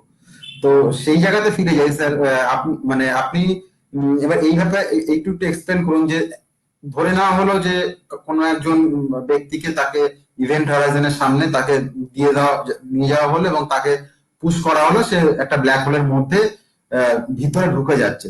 তাহলে তার কি কি ফিজিক্যাল চেঞ্জ হবে বা তার কি কি এক্সপিরিয়েন্স হতে পারে? হ্যাঁ, প্রথম কথা হচ্ছে যে একজন ওই প্রশ্নের মধ্যে ছিল যে গ্র্যাভিটি খুব দুর্বল। 4 রকম বলের কথা আমরা জানি, হ্যাঁ, তাতে গ্র্যাভিটি খুব দুর্বল। কিন্তু গ্র্যাভিটি যখন খুব হুম, শক্তিশালী হবে, যেমন ব্ল্যাক হোলের ক্ষেত্রে, তখন সেটা কিন্তু মারাত্মক শক্তিশালী। কাজে একটা বস্তু, সে তুমি আমি হোক আর অন্য কোনো বস্তুই হোক, সেটা সেটা কমপ্লিটলি একটা কমপ্লিট ডিস্টরশন হবে, সেটা ভীষণভাবে বিকৃত হবে, যেটাকে অনেকে বলে স্প্যাগেটির মতো হয়ে যাবে, সে একেবারে তালগোল পাকিয়ে যাবে। এখন সে কি ফিল করবে, এইটা একটু শক্ত এখন বলা। তার কারণ হচ্ছে, ধরো তুমি কার রেসপেক্টে বলছো, তুমি অনেক দূরে বসে ওই লোকটিকে দেখছো, না ওই লোকটি নিজে যা দেখছে সেইটা জানতে চাইছো? তুমি যদি লোকটি আহ, নিজে হও যে ব্ল্যাক হ্যাঁ, হোলের দিকে পড়ছে, হ্যাঁ, তাহলে সে ব্ল্যাক হোলের মধ্যে ঢুকে যাবে। এবং আমি ভেতরে গিয়ে কি হবে না হবে সেটা আমি পরে আসছি, কিন্তু ঢুকে যাবে, কিন্তু তার আগেই সে দুমড়ে মুচড়ে একাকার হয়ে যাবে। তাকে তুমি কিভাবে বাঁচিয়ে রাখবে সে তোমার ব্যাপার। তুমি যদি ইঞ্জিনিয়ারিং এরটা ভালো করতে পারো, তাকে তার আর বায়োলজিটা ভালো করতে পারো, তাকে কিভাবে বাঁচিয়ে রাখবে আমি জানি না, মানে আমি এখনো ধরে পর্যন্ত নিচ্ছি তাকে যে মানে এইরকম কন্ডিশনে। আচ্ছা, কিন্তু সে ঢুকে যাবে, কি দেখবে সেটাতে আমরা পরে আসছি। কিন্তু যে বহু দূরে আছে, সে ও দেখবে যে ও ঢুকছে, তো ঢুকছেই, ক্রমশ ঢুকছে, ওর ইনফাইনাইট সময় লাগছে। মানে আচ্ছা, এটাকে বলে টাইম ডাইলেশন। আচ্ছা, টাইম ডাইলেশনের জন্য এটা হবে। মানে সে বহু দূর থেকে যে দেখবে, সে দেখবে ও ঢুকছে ঢুকছে ঢুকছে ঢুকছে, ঢুকে গেল, এটা ও দেখতে পাবে না। কিন্তু যে ফ্রিজ করে যাচ্ছে ঢুকছে কি? সে নিজে কিন্তু দেখতে পাবে ও ঢুকে যাচ্ছে। হ্যাঁ, ব্যাপারটা যে সময়টাকে উল্টো দিকে চালানো যায় না বটে, কিন্তু সময়টাকে দীর্ঘ থেকে দীর্ঘতর করে দেওয়া যায়। এটাকে বলে টাইম ডাইলেশন। সেটা স্পেশাল রিলেটিভিটি থেকে পাওয়া যায়। গ্র্যাভিটির জন্য টাইম ডাইলেশন হয়, যার জন্য রেড শিফট হয়, যে বললাম যে তরঙ্গ দৈর্ঘ্যটা বেড়ে যায়, শক্তিটা কমে যায়। তো এই রেড শিফটের জন্য মানে এই যে যে ইভেন্ট হরাইজন, সেটা হচ্ছে একটা ইনফাইনাইট রেড শিফট সারফেস। মানে সেখানে রেড শিফটটা, তরঙ্গ দৈর্ঘ্যের বৃদ্ধিটা ইনফিনিটি হয়ে যাবে, অসীম হয়ে যাবে। তার ফলে তুমি দূরে বসে আমাকে ঢুকতে থাকো, তুমি দেখবে যে ও ঢুকছে তো ঢুকছেই। কখন ঢুকলো সেটা তুমি দেখতে পাবে না, যখনই দেখো সে ঢুকছে, এরকম দেখবে। কিন্তু আমি নিজে কিন্তু ঢুকে যাবো। এবার ঢুকে কি দেখবো সেটা আর আমার বলার রাইট নেই, কারণ সেখানকার সঙ্গে তো আমার কোনো কার্যকরণ সম্পর্ক নেই, তাই না? সেখানকার ফিজিক্স মানে আলাদা। বাইরে আমি পারবো না কোনোভাবে। না, না, সেটা এখান থেকে বলা যাবে না। তার কারণ ভেতরে কি হচ্ছে সেটা তো আমরা জানি না। তার কারণ ভেতর থেকে কোনো সিগন্যাল তো আমরা পাচ্ছি না। তুমি যদি ফিজিক্সের কথা বলো, তাহলে অবজার্ভ না করতে পারলে আমরা কি করে বলবো? অবজারভেশনটা হুম, প্রেডিক্টিভ। আমরা একটা প্রেডিকশন করলাম এইটা হবে, কিন্তু আজকে হচ্ছে না, 1000 বছর পরে সেটা হয়তো আমরা মাপতে পারলাম, আমাদের অ্যাকিউরেট যন্ত্রপাতি হলে এটা তো হতে পারে। কিন্তু সেখানে তো কার্যকারণ সম্পর্কটাই আলাদা, কাজে আমরা তো কোনোদিনই মাপতে পারবো এটা এখনো প্রেডিক্ট করতে পারছি না। সেটা বলার আমার কোনো রাইট নেই, ভেতরে গিয়ে তার কি অভিজ্ঞতা হবে। আচ্ছা, কিন্তু যে ধরুন বাইরে থেকে দেখছে, যে দেখছে যখন ফ্রিজ হুম। হয়ে আছে, হ্যাঁ, তাহলে আদৌ মানে আমি জাস্ট জানতে চাইছি আদৌ কি যে লোকটা ওখানে ফ্রিজ হয়ে আছে, নাকি মানে আমি যদি ওই পয়েন্টে যাই তাহলে কি আমি লোকটাকে তখনও দেখতে পাবো, নাকি লোকটা অলরেডি সেখানে তো ওই সেখান পয়েন্টে থেকে তো যাবে চলে কি গেছে? করে? ওই পয়েন্টে গেলে তো তুমি আর আমি এক হয়ে গেলাম, ওই পয়েন্টে গেলে তো তুমি নিজে ঢুকে যাবে। যে ইভেন্ট হরাইজনের কাছাকাছি আছে, ওই প্রবল আকর্ষণের জন্য সে নিজে দেখবে সে ঢুকে গেল, সে বিকৃত হয়ে গেল, আচ্ছা, দুমড়ে মুচড়ে গেল, কিন্তু সে ইভেন্ট হরাইজনের ভেতরে ঢুকে গেল, তার মানে সে ঢুকে আমি যাবে। কোনটাকে রিয়েলিটি বলবো, যেটা আমি দূর থেকে দুটোই দেখছি, রিয়ালিটি, নাকি আহ, দুটোই রিয়ালিটি। দেখো ব্যাপারটা যে তুমি যদি দূরে বসে দেখো যে আমি ঢুকছি তো ঢুকছি, আর আমি যদি তৎক্ষণাৎ ঢুকে যাই, এই দুটোর মধ্যে কোনো বিরোধ নেই। বিরোধটা কখন হতো? তুমি যদি, আমি যদি দেখতাম আমি ঢুকে গেছি আর তুমি দূরে বসে দেখতে লোকটা ফেরত চলে এলো, তাহলে বিরোধ থাকতো। তুমি ফেরত আসতে আমাকে কোনোদিনই দেখবে না, তুমি আমাকে ঢুকতেই দেখবে। কিন্তু কখন ঢুকলাম সেটা তুমি দেখতে পাবে না, দেখবে ঢুকছে তো ঢুকছেই, কারণ ওখান থেকে তো এনার্জি আসছে না তোমার কাছে। ইনফাইনাইট রেডশিফট সারফেস মানে তরঙ্গ দৈর্ঘ্যটা ইনফিনিটি, ফ্রিকোয়েন্সিটা জিরো, আর ফোটনের ফ্রিকোয়েন্সি সঙ্গে তার এনার্জিটা সমানুপাতিক। এনার্জি তো ওখান থেকে আসছে না, তুমি দেখতে পাবে না যে আমি ঢুকলাম বলে। ফোটন ছাড়া দেখবে কি করে, আলো ছাড়া দেখবে কি করে? আচ্ছা, ব্ল্যাক হোলের সামনে যে ইভেন্ট হরাইজন বলে যে বাউন্ডারি থাকে, ওইটা কি মানে ওটাই আমার শেষ মানে শেষ পথ আর কি? তারপরে গেলে আমি ওই গ্র্যাভিটেশনাল ফোর্সের মধ্যে ঢুকে যাচ্ছি, মানে ব্ল্যাক হোলের, মানে তার আগে অব্দি ইভেন্ট যতক্ষণ আমি হরাইজনটা আছি। হচ্ছে একটা, ইভেন্ট হরাইজনটা হচ্ছে একটা ওয়ান ওয়ে মেমব্রেন, যেটা আমি বলেছি ওইটা পুরো জ্যামিতি, ওটা একটা সলিড সারফেস এরকম নয়, জ্যামিতিটাই ওই রকম। ঠিক আছে, ধরো যে চাঁদ যে কক্ষপথে ঘুরছে, ওখানে কি সত্যি সত্যি একটা রেল লাইন পাতা আছে? পাতা তো নেই, জ্যামিতিটা সেরকম। ইভেন্ট হরাইজনটা একটা জ্যামিতিক সারফেস, জিওমেট্রিক্যাল আচ্ছা, সারফেস, যেটা একটা ওয়ান ওয়ে মেমব্রেন। পৃথিবীর যে কক্ষপথ, সেটা তো ওখানে একটা রেল লাইন পাতা আছে, পৃথিবী তাই দিয়ে ঘুরছে তা না। রেল লাইনটা আসলে পাতা আছে, কিন্তু সেটা দেখতে পাওয়ার মতো নয়, কারণ সেটা তো জ্যামিতিটাই ওই রকম। বুঝতে পেরেছি। ব্ল্যাক হোলটা কিভাবে তৈরি হয় সেটা আমি আগেই বলে ফেলেছি, তুমি যখন ব্ল্যাক হোল কথাটা বললে। হ্যাঁ, একটা কথা একটু প্রাসঙ্গিক, এটা প্রথমেই বলে ফেলেছি কিভাবে তৈরি হয়, তুমি যখন জিজ্ঞেস করলে ব্ল্যাক হোল কাকে বলে, কি জিনিসটা কি, যে তারা সংকুচিত হতে হতে, কিন্তু এই সংকুচিত হতে হতে একটা অদ্ভুত জিনিস হয় জানো। সেটা হচ্ছে যে যখন এটা সংকুচিত হতে আরম্ভ করলো, তখন এই সমস্ত বস্তুগুলো তো কেন্দ্রীভূত হতে থাকে, কেন্দ্রের দিকে যেতে থাকে পারস্পরিক আকর্ষণের জন্য, নিজেদের মধ্যে আকর্ষণের জন্য। এই করতে করতে পুরো বস্তুটা একটা পয়েন্টের মধ্যে চলে আসে, সেটাকে বলে সিঙ্গুলারিটি। সিঙ্গুলারিটি মানে হ্যাঁ, হচ্ছে যেখানে ফিজিক্সের কোনো নিয়ম কানুন খাটে না, এবং সেখানে গ্র্যাভিটেশনাল পুলটা, যে মাধ্যাকর্ষণের যে আকর্ষণ শক্তি, সেইটা হবে ইনফিনিটি। আমি যে বললাম জ্যামিতি, তাহলে জ্যামিতি অনুযায়ী তুমি যখন মাধ্যাকর্ষণকে হিসেব করবে, তখন ওখানে মাধ্যাকর্ষণটা বেশি বা কম সেটা তুমি বুঝবে কি করে? কার্ভেচার থেকে, বক্রতা থেকে। সরল রেখায় যাচ্ছে, কোনো গ্র্যাভিটি নেই, বক্রপথে যাচ্ছে গ্র্যাভিটি আছে, যতটা বক্রতা বাড়বে ততটা গ্র্যাভিটি গ্র্যাভিটি। বেশি, ওখানে বক্রতাটা হবে ইনফিনিটি। তাহলে তুমি বিপদে পড়লে, তুমি দূর থেকে যদি ওই বক্রতাটা দেখতে পাও ইনফিনিটি, তোমাকে তো সেটা তৎক্ষণাৎ গ্রাস করে নেবে। ইভেন্ট হরাইজনটা ওই বক্রতাটা, যে ইনফিনিটি, সেটা তোমার কাছ থেকে লুকিয়ে রাখে। তুমি সেই মানে যে আমি ইনফাইনাইট বক্রতাটা তুমি দেখতে পাচ্ছ না, কারণ সেখান থেকে তো কোনো সিগন্যাল তোমার কাছে আসছে না, সেখান থেকে তো কেউ বেরোচ্ছে না, ওইটা তুমি দেখতে পাচ্ছ না, তাই তুমি বেঁচে গেলে। There is no signal from the singularity. আচ্ছা, মানে এবং আমি পেনরোজের যে অ্যানালজিক্যালি। কাজ, পেনরোজ যে নোবেল প্রাইজ পেলেন, বেসিক কাজটা হ্যাঁ, তাই, হ্যাঁ, যে হ্যাঁ। ওই সিঙ্গুলারিটি, ওনার কাজটা ছিল এই যে ক্লাসিক্যাল জেনারেল রিলেটিভিটির যদি আমরা ভাবি, তাহলে যে বস্তু, যে ম্যাটার যে ডিস্ট্রিবিউশন থাকে, সেটা যদি ওই ফুয়েল টুয়েল ফুরিয়ে যায়, সে যদি কোল্যাপস করতে থাকে, তাহলে সিঙ্গুলারিটি অবশ্যম্ভাবী। এবং সিঙ্গুলারিটি থেকে বাঁচার পথটা হচ্ছে ইভেন্ট হরাইজন। ইভেন্ট হরাইজনটা তৈরি হয়ে যাচ্ছে সিঙ্গুলারিটির বাইরে। মানে স্যার আমি যদি ওই রবার শিটের এক্সাম্পলটা নিই, তাহলে আপনি বলছেন ওই রবার শিটটা যদি এরকম, মানে আমাদের আমাদের চারপাশে এটা একটা মানে একটা সমতল শিট রয়েছে, কিন্তু ব্ল্যাক হোলের কাছে ওটা এমন ভাবে কার্ভ করছে যে ওটা ওটা ইনফাইনাইটলি নামতে থাকে, মানে ওটার কোনো শেষ নেই আর কি। ঠিক ঠিক ঠিক। কোনো শেষ নেই, কোনো শেষ নেই, একদম তাই। ওই এটা এটা অ্যানালজি, এটা যথার্থ বর্ণনা নয়, অ্যানালজি, কিন্তু অ্যানালজিতে তুমি যেটা বললে তাই। ওটা শেষটা একদম ইনফিনিটিতে, কোথায় গিয়ে শেষ হবে তুমি জানতেই পারছো না, ওটা একদম ইনফিনিটিতে চলে যাবে। না তুমি যে রাবার ইনফিনিটি শিটের যদি মধ্যে যে কখন, বলটা ফেললে, হ্যাঁ সরি আরেকবার বলো। আমি ইনফিনিটি আমি বলছি, কিন্তু সিঙ্গুলারিটি বলে যে আমি পয়েন্টের কথা বলছি, সেইটা তাহলে কখন আসছে? মানে যদি ওটা ইনফাইনাইটলি নামতে থাকে তাহলে তো ওটা কখনো এটা পয়েন্টে ঠিক, গিয়ে মিলছে না। এটা ঠিক, এটা ঠিক। এই যে সমস্ত বস্তুটা সিঙ্গুলারিটি গিয়ে হিট করলো, সিঙ্গুলারিটিতে গিয়ে মিলিত হলো, আর ইভেন্ট হুম। হরাইজনটা তৈরি হলো, এর একটা হিসেব আছে। ইভেন্ট হরাইজনটা যদি যদি যদি ইভেন্ট হরাইজন তৈরি না হয়, তুমি সিঙ্গুলারিটি বাইরে থেকে দেখতে পাবে, তাহলে সেটা ব্ল্যাক হোল হলো না, সিঙ্গুলারিটি হয়ে গেল। ব্ল্যাক হোল মানে সিঙ্গুলারিটিকে কাভার করে রাখে যে ইভেন্ট হরাইজনটা, তাকে ব্ল্যাক হোল বলে। যদি সিঙ্গুলারিটি তৈরি হওয়ার অনেক আগে ইভেন্ট হরাইজনটা তৈরি হয়, তাহলে পরে তুমি সিঙ্গুলারিটিকে কোনোদিনই দেখতে পাবে না।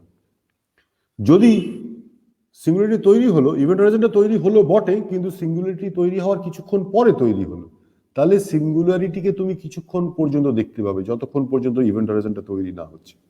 এই আর কি। আচ্ছা, মানে সেটা আমরা যদি দেখতে পাই কোনোদিন, সেটা কি জাস্ট একটা পয়েন্ট হিসাবে আমরা দেখবো? মানে কি না, কি কি হিসেবে কি দেখবে কি আমরা জানি দেখতে না, পাবো কারণ মানে ওই জায়গাটা? সিঙ্গুলারিটিকে তো আমরা ব্যাখ্যা করতে পারি। আমরা তো জানি না সিঙ্গুলারিটি জিনিসটা কি, আচ্ছা। কাজে দেখতে পাই না, সেটা সৌভাগ্যের ব্যাপার, কারণ আমরা তো জানি না সিঙ্গুলারিটি দেখতে কিরকম হবে। সিঙ্গুলারিটি মানে যেখানে সমস্ত নিয়ম কানুনগুলো ভেঙে যাচ্ছে, যেখানে আমাদের কোনো জিনিস প্রেডিক্ট করার ক্ষমতাটা, কোনো জিনিস আগে ভাগে বলার ক্ষমতাটা লুপ্ত হচ্ছে, সেটাই সিঙ্গুলারিটি। ঠিক আছে, আমি তাহলে পরের আর একটা প্রশ্ন চলে যাই। সেটা হচ্ছে যে ইনফরমেশন প্যারাডক্স বলে একটা জিনিস আমি শুনেছি নাম, ব্ল্যাক হোল ইনফরমেশন প্যারাডক্স, যেটা আহ, ওই হলোগ্রাফিক প্রিন্সিপাল বলে কিছু একটা আছে কি, মানে বা স্টিফেন হকিংস এর একটা হ্যাঁ, ইনফরমেশন তাহলে প্যারাডক্স আমি বলে কিছু। আগে ইনফরমেশন প্যারাডক্সটা বলি। হকিং সাহেব উনি দেখিয়েছিলেন যে ব্ল্যাক হোল যদিও ব্ল্যাক, মানে তাকে আমরা দেখতে পাবো না, কিন্তু মুশকিল হচ্ছে যে ব্ল্যাক হোলের বাইরে যে ব্ল্যাক হোলের যে ইভেন্ট হরাইজনটা আছে তার বাইরে, এটা একটু শক্ত প্রসেস, এমন একটা প্রসেস হয়, সেটা একটা কোয়ান্টাম মেকানিক্যাল প্রসেস। মানে শক্তি থেকে পার্টিকেল তৈরি হয়, পার্টিকেল অ্যান্টি পার্টিকেল পেয়ার তৈরি হয়, ঠিক আছে, একটা পার্টিকেল এবং তার অ্যান্টি পার্টিকেল। যেমন প্রোটনের অ্যান্টি পার্টিকেল হচ্ছে অ্যান্টি প্রোটন, ইলেকট্রনের অ্যান্টি পার্টিকেল হচ্ছে পজিট্রন। একটা পার্টিকেল এবং অ্যান্টি পার্টিকেল তারা যদি পরস্পর মিলিত হয়, তারা দুজনেই বিলিপ্ত হয়, খানিকটা শক্তি পড়ে থাকে। আবার শক্তি থেকেও পার্টিকেল অ্যান্টি পার্টিকেল তৈরি হতে পারে। আচ্ছা, এই পার্টিকেল অ্যান্টি পার্টিকেল পেয়ার যদি তৈরি হয়, তার মধ্যে একটা পার্টিকেল যদি ব্ল্যাক হোলের ভেতরে ঢুকে যায়, তুমি যে বাইরে থেকে দেখছে তার তো একটা এনার্জি কনজার্ভ করতে হবে, শক্তির একটা নিত্যতা সূত্র আছে, এনার্জি কনজারভেশন প্রিন্সিপাল আছে। তাহলে পরে এই যে পার্টিকেলটা ভেতরে ঢুকে গেল, একটু একটু ফিজিক্সের কথা বলছি, তাহলে সেটা তো ওই ব্ল্যাক হোলের মধ্যে একটা বাউন্ড সিস্টেম, ব্ল্যাক হোলের ভেতরের সম্পত্তি, বাউন্ড জিনিসের যে শক্তি, মোট শক্তি, সেটা নেগেটিভ হয়, ঠিক আছে। তাহলে বাইরে যে পার্টিকেলটা ছিল, তাহলে তার শক্তিটা আরো বেড়ে যাবে, পজিটিভ এনার্জি হবে, সে তখন দূরে চলে আসবে। এইটাকে বলে হকিং রেডিয়েশন। এই হকিং রেডিয়েশনের কিছু হকিং রেডিয়েশনটা অবশ্য যে দেখতে পাওয়া যাবে তা না, তার কারণটা হচ্ছে হকিং রেডিয়েশনের যে টেম্পারেচারটা, সেটা ব্ল্যাক হোলের ভরের সঙ্গে সমানুপাতিক। এবং একটা ব্ল্যাক হোলের যদি সূর্যটা একটা ব্ল্যাক হোল হয়, তাহলে তার টেম্পারেচারটা হবে, হকিং রেডিয়েশনের টেম্পারেচারটা হবে মিলি কেলভিন অর্ডারে। আর ইউনিভার্সের যে ব্যাকগ্রাউন্ড টেম্পারেচার, সেটাই 2.73 কেলভিন। কাজে ওই লো টেম্পারেচার রেডিয়েশন আমরা কোনোদিনই ডিটেক্ট করতে পারবো না। কেমন? তো এখন এইটা হলো মৌলিক ব্যাপার। তো কিন্তু হকিং দেখিয়েছিলেন যে ব্ল্যাক হোলের ভেতরে যে একটা পার্টিকেল ঢুকলো, কোয়ান্টাম মেকানিক্স একটা পার্টিকেল বর্ণনা করা তার একটা স্টেট দিয়ে, ঠিক আছে?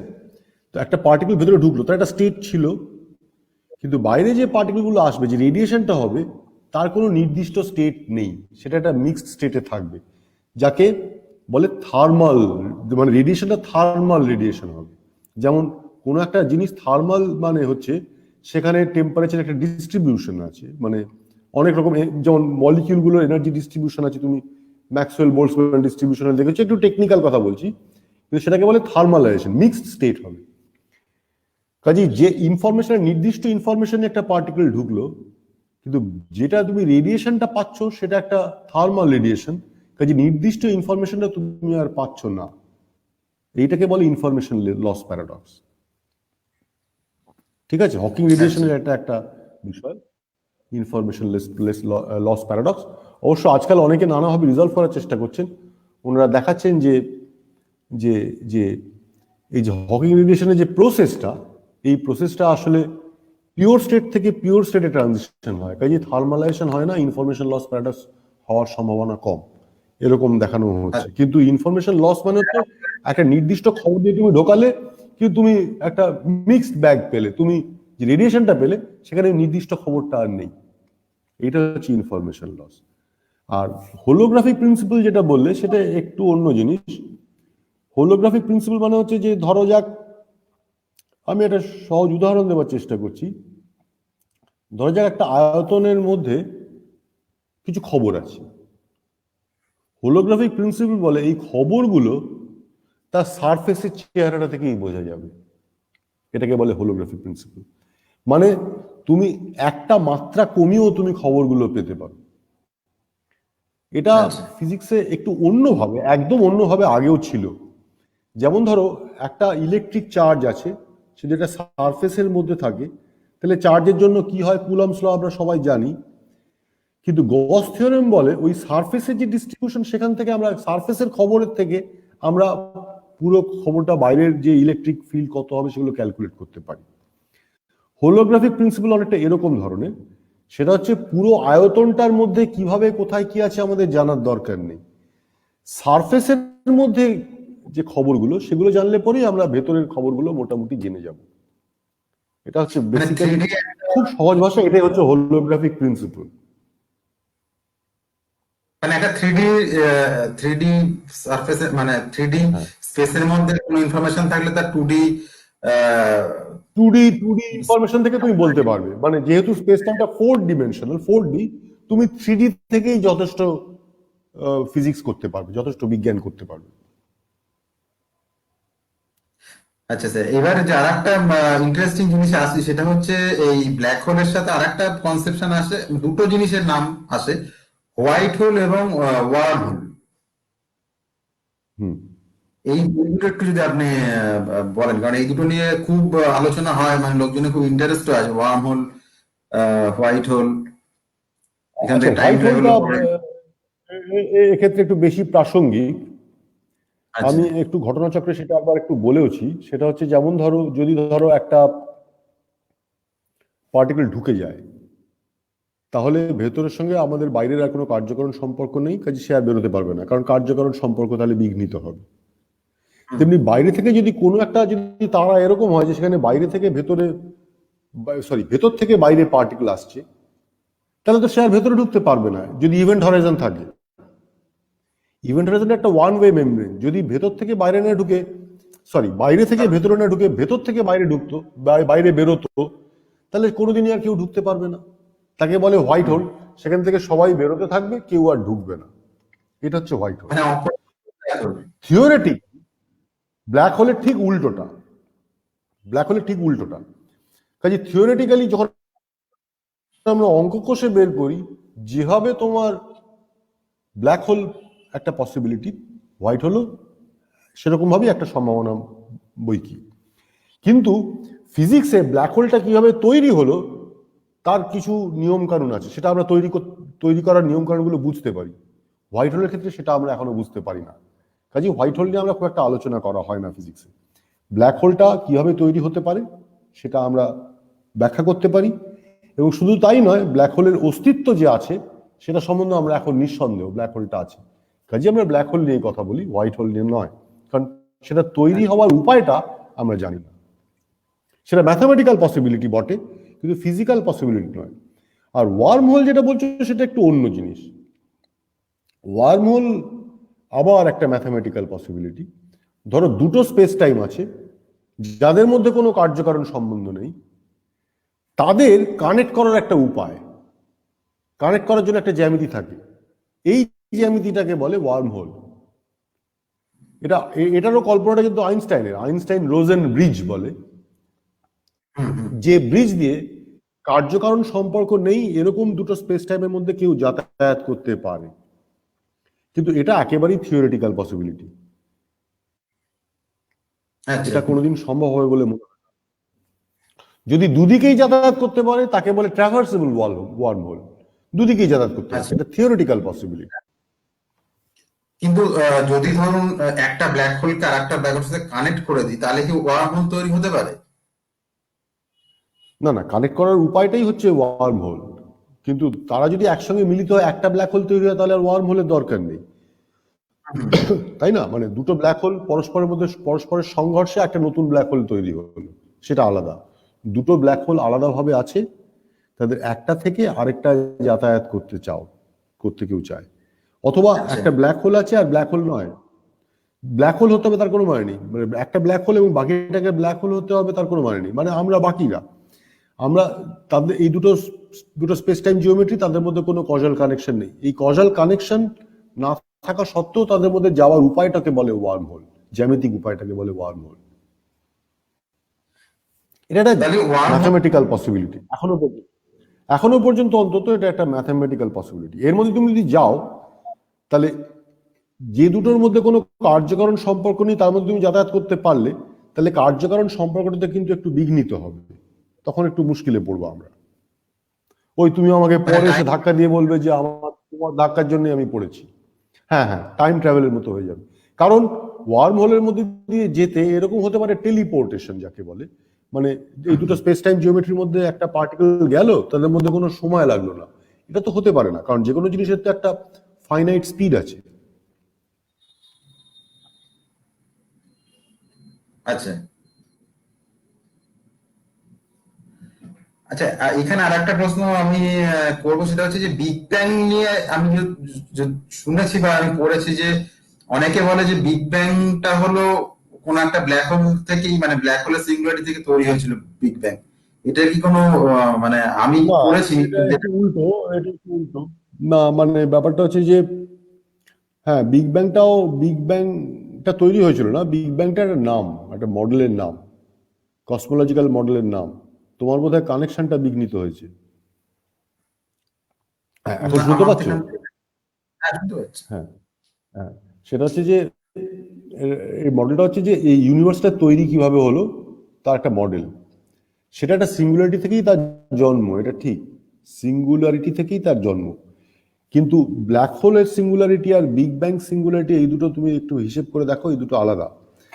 কোন জিনিস সিঙ্গুলারিটিতে গিয়ে হিট করলো বলে ব্ল্যাক হোল তৈরি হলো, আর বিগ ব্যাংটা হচ্ছে সিঙ্গুলারিটি থেকে এনার্জিটা এক্সপান্ড করতে শুরু করেছে, মানে ইউনিভার্সটা এক্সপান্ড করতে শুরু করেছে।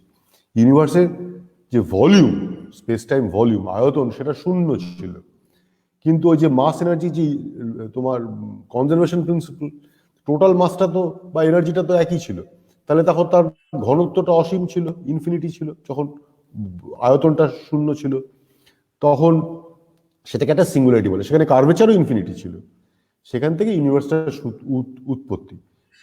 এইটা হচ্ছে বিগ ব্যাং। কাজে বিগ ব্যাং আর ব্ল্যাক হোল এটা এক জিনিস নয়।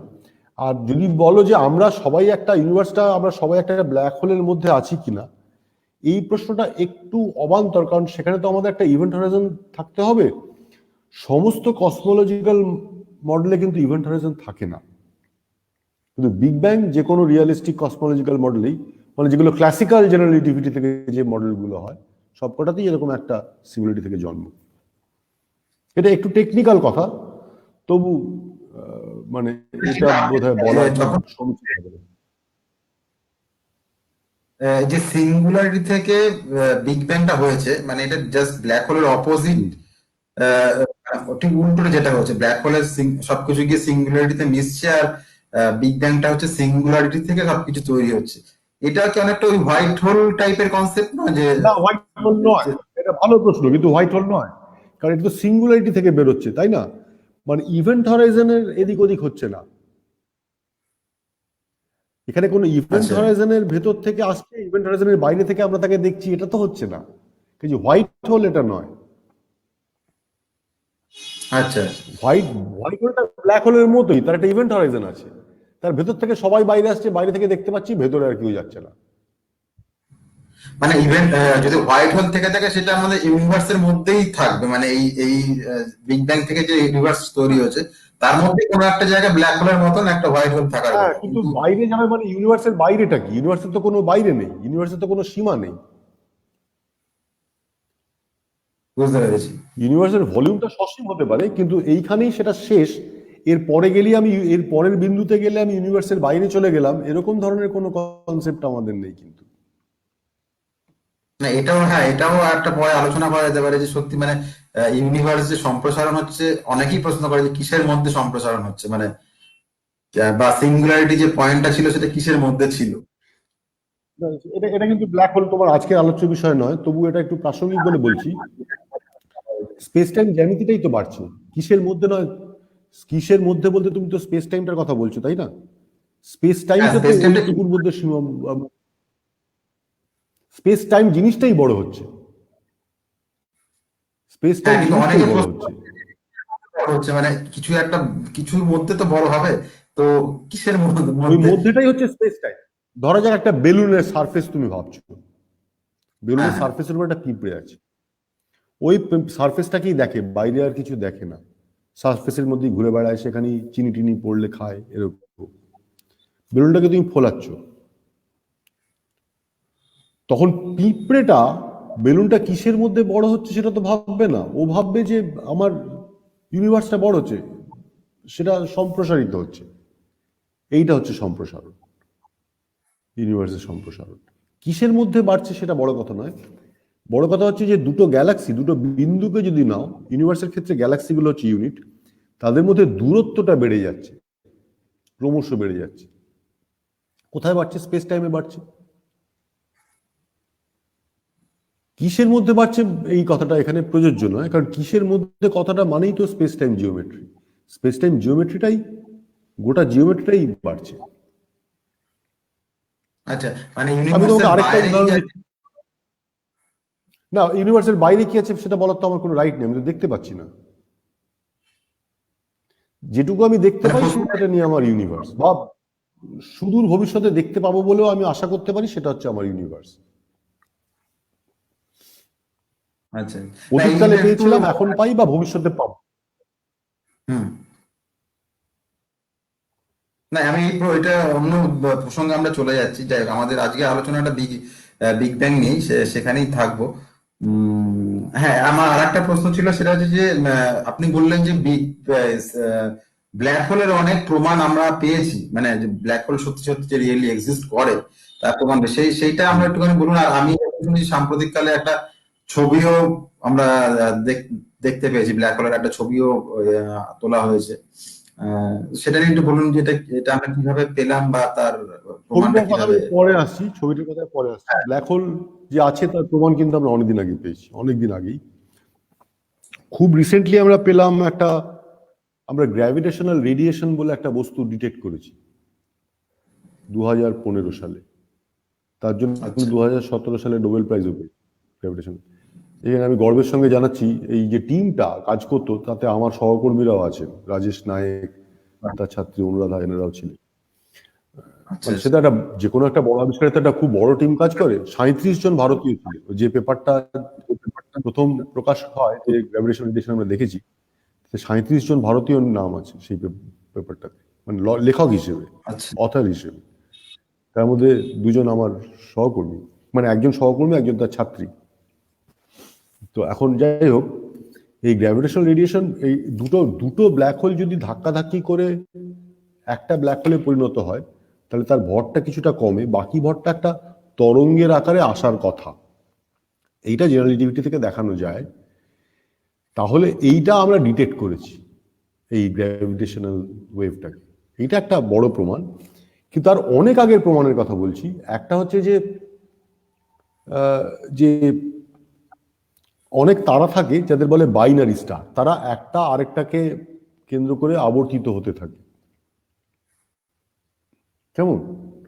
মানে ধরা যাক একটা ডাম্বেলের মতো, একটা ডাম্বেলে তুমি যদি মাঝখান দিয়ে ঘোরাও, তাহলে মনে হবে দুটো বলই তারা পরস্পরকে প্রদক্ষিণ করছে, সেরকম।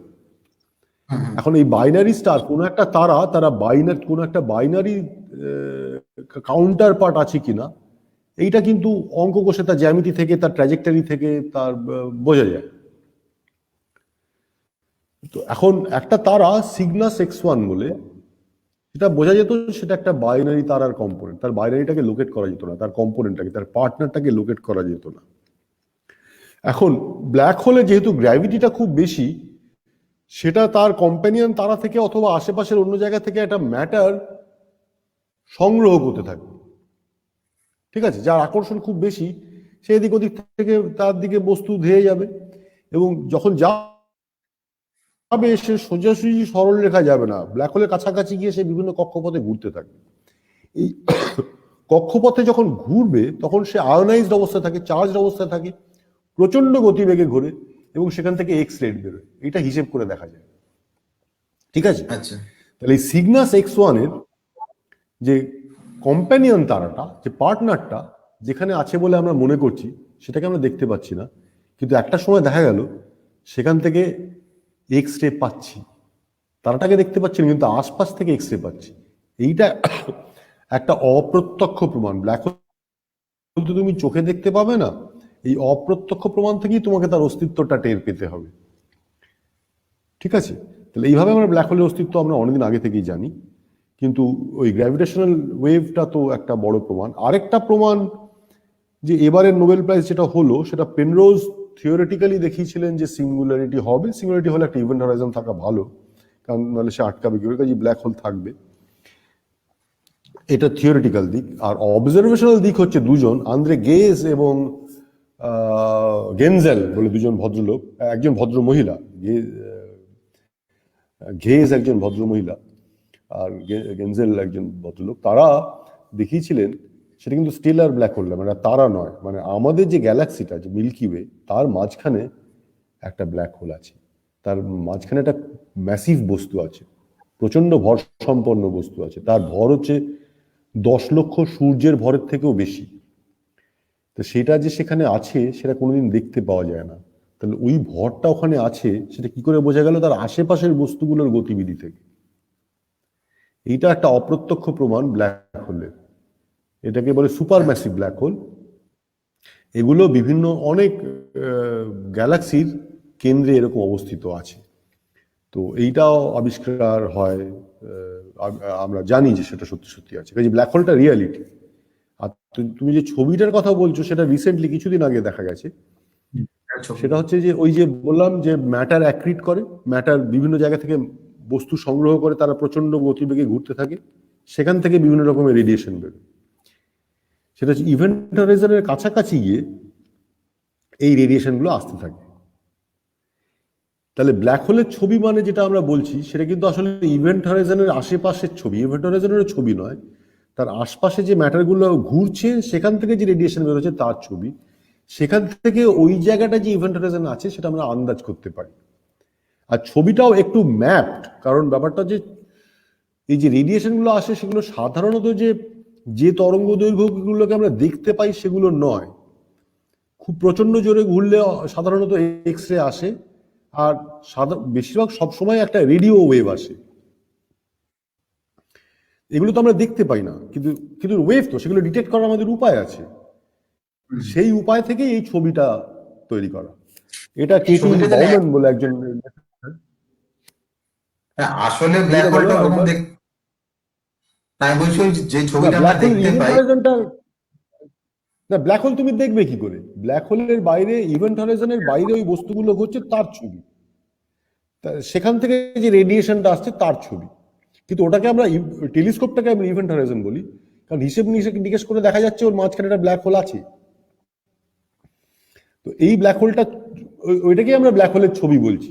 ব্ল্যাক হোল তো তুমি ছবি তুলে দেখতে পাবে না, কিন্তু যে মাঝখানে একটা গোল মতন কালো একটা অংশ আর তার চারপাশে একটা কালো অংশ ব্রাইট, যেটা তুমি দেখতে পাচ্ছ না, তো যেটা তুমি দেখতে পাচ্ছ না, তার পাশে একটা বৃত্তাকার জিনিস, ছবি তুমি দেখতে পাচ্ছ।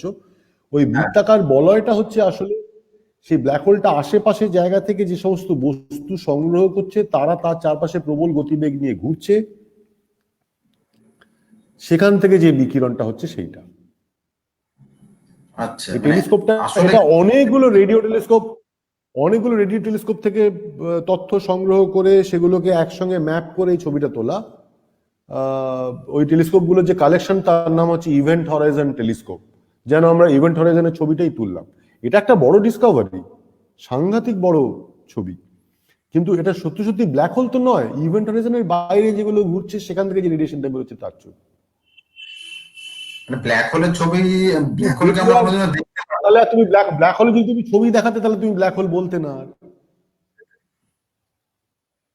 আচ্ছা, পল্লব রয় গুপ্তা প্রশ্ন করেছে, বিগ ব্যাং ছাড়া আর কোনো কসমোলজিক্যাল মডেল খানিকটা হলেও কি এক্সপেরিমেন্টাল এভিডেন্স গুলোর সাথে মেলে?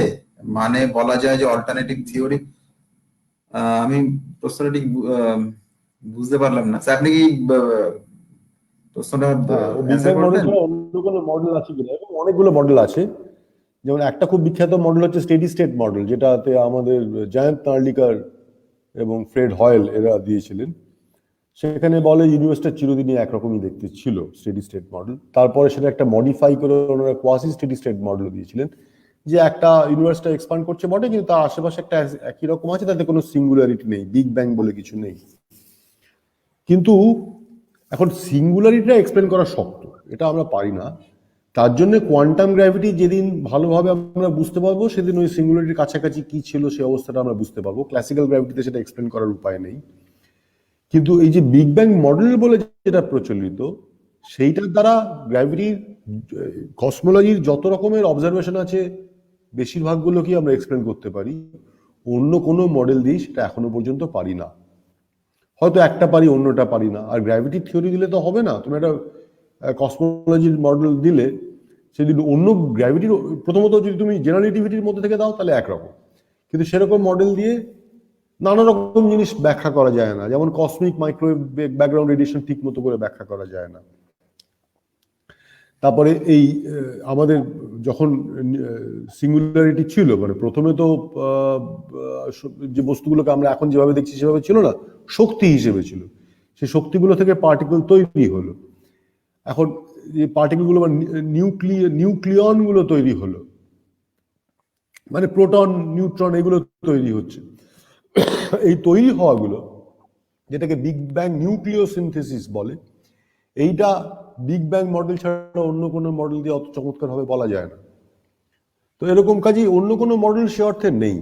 আর অন্যান্য গ্র্যাভিটি থিওরি অনেক আছে, সেগুলো দিয়ে কিছুটা করা যায়। কিন্তু সেই গ্র্যাভিটি থিওরি তুমি যদি অন্য করো, তাহলে তোমার তো ওই এই যে পেরিহিলিয়ান শিফট, বুধের যে পেরিহিলিয়ানে যে ঘুরছে, তার কক্ষপথে যে ঘুরছে, সেটাকে সঠিকভাবে ব্যাখ্যা করতে হবে, সেটা আবার করতে গিয়ে বিপদে পড়ে যাচ্ছে। রিলেটিভিটি এখনো পর্যন্ত বেস্ট থিওরি, এবং বিগ ব্যাং মডেলটাই এখনো পর্যন্ত বেস্ট মডেল কসমোলজির জন্য। কসমোলজি অবশ্য আমাদের আলোচ্য বিষয় নয়, জিজ্ঞেস করলে তাই বলবো। আমরা মোটামুটি 1 ঘন্টা পেরিয়ে গেছি।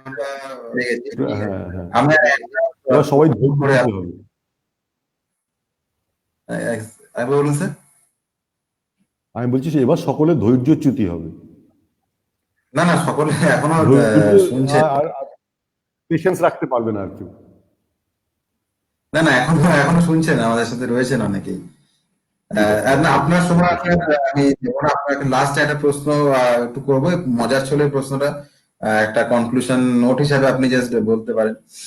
সেটা হচ্ছে যে ওই আপনাকে যেটা বললাম, ওই হাইপোথেটিক্যালি যদি ধরে নেওয়া যায় যে আপনি একটা ব্ল্যাক হোলের মধ্যে যেতে পারবেন, কিন্তু আপনি যেরকম ভাবে বললেন যে সেখান থেকে আপনি হয়তো কোনোদিনও ফিরে আসতে পারবেন না। তো আপনার কাছে যদি এই সুযোগটা আসে যে আপনি আপনি ব্ল্যাক হোলের মধ্যে যেতে পারবেন এবং আহ, সেখানে গিয়ে প্রত্যক্ষ করতে পারবেন সেখানে অ্যাকচুয়ালি কি হয়, যেটা আমাদের সবারই একটা আহ, সারা পৃথিবীর বিজ্ঞানীদের কৌতূহল যে ভিতরে কি হয় বা কি ঘটে, সেটা আপনি প্রত্যক্ষ দেখতে পারবেন। আপনি কি সেই সুযোগটা নেবেন, নাকি আপনি এই পৃথিবীতে থেকে আপনি পৃথিবীর মানে মানে বিজ্ঞানের সাহায্যে বা পদার্থবিদ্যার তত্ত্ব দিয়ে সেই জিনিসগুলোকে বোঝার চেষ্টা করবেন, নাকি আপনি প্রত্যক্ষভাবে ব্ল্যাক হোলের মধ্যে ঢুকে সেখানে দেখতে পাবেন, কিন্তু কন্ডিশন এটাই যে আপনি আর কোনোদিনও ফিরে আসতে পারবেন না এই পৃথিবীতে? আপনি কোন কোন পদ্ধতি, মানে কোন ওয়েটা আপনি চুজ করবেন? হ্যাঁ, আমি আমি এটার উত্তর দিচ্ছি। প্রথম কথা হচ্ছে, আমি এটা ধরে নিচ্ছি এটা কোনো ব্যক্তিগত প্রশ্ন না। এটা আজকে যতই সহজ ভাষায় আলোচনা করার চেষ্টা করি, মাঝে মাঝে ভাষাটা হয়তো একটু শক্ত হয়ে গেছে, কিন্তু আমরা তো বিজ্ঞান নিয়ে আলোচনা করছি। কাজে আমি বিজ্ঞানের হ্যাঁ, দৃষ্টিভঙ্গি থেকেই এটা উত্তর দেওয়ার চেষ্টা করব। আমি যেতে চাইবো কি চাইবো না, উত্তর হচ্ছে না। তার কারণ হচ্ছে, দেখো, বিজ্ঞানের একটা মূল জিনিস হচ্ছে অবজারভেশন, প্রত্যক্ষ দর্শন। ঠিক আছে? তাহলে আমি একটা জিনিস দেখে সেটা আমি অন্যদের যদি খবর দিতে পারতাম, তাতে আমার জীবনটা গেল কি গেল না সেটা বড় কথা নয়। আমার জীবন দিয়েও আমি একটা খবর পাঠাতে পারলাম, এই ভেতরকার খবরটা আমি পাঠাবো, তাতে বিজ্ঞান এবং সভ্যতার একটা উন্নতি হবে, তার লাভ হবে।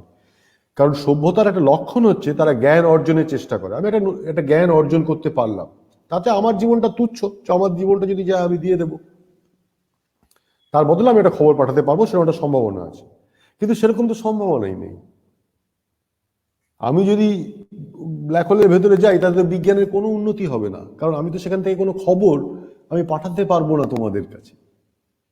কাজে বিজ্ঞানের একদমই। পয়েন্ট অফ ভিউ থেকে আমি যাব না, কারণ আমি কোনো খবর পাঠাতে পারবো না, আমি বিজ্ঞানকে সমৃদ্ধ করতে পারবো না। ব্যক্তিগতভাবে আমি যাবো কি যাবো না সে আলাদা ব্যাপার, সে উত্তর আমি দেবো না। তবে বিজ্ঞানের পয়েন্ট অফ ভিউ থেকে আমি যাব না, কারণ আমি সভ্যতাকে সমৃদ্ধ করার জন্য এক বিন্দুও যোগ করতে পারবো না। এটা হচ্ছে আমার না, একদম। বক্তব্য।